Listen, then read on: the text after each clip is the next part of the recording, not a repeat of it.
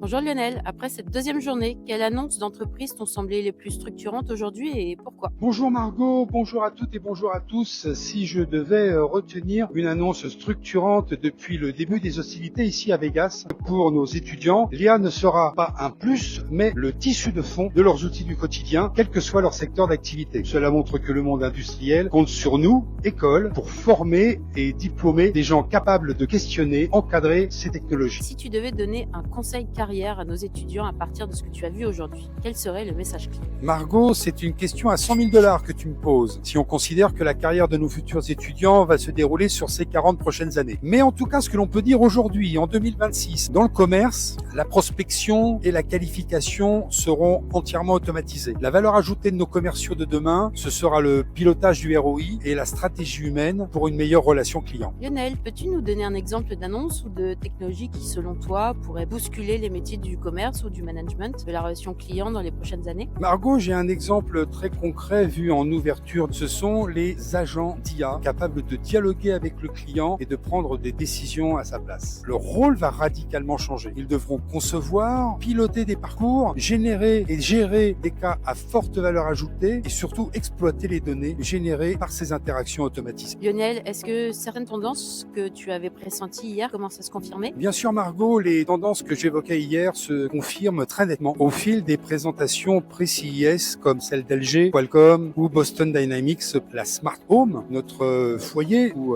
lieu de travail, évolue vers le Zero Labor Home. La robotique devient un outil de travail et de service et les EI-PC ou lunettes intelligentes annoncent un poste de travail étudiant et professionnel radicalement augmenté. Pour les enseignants du secteur supérieur, le message est clair. Il faut intégrer cette réalité dans les cours en travaillant à la fois la culture de l'IA, les nouveaux modèles économiques et les questions éthiques et juridiques. Pour les étudiants, l'enjeu n'est pas de tout connaître techniquement, mais d'apprendre à concevoir, à évaluer, à piloter, à encadrer des organisations où l'IA, la robotique feront partie de leur quotidien.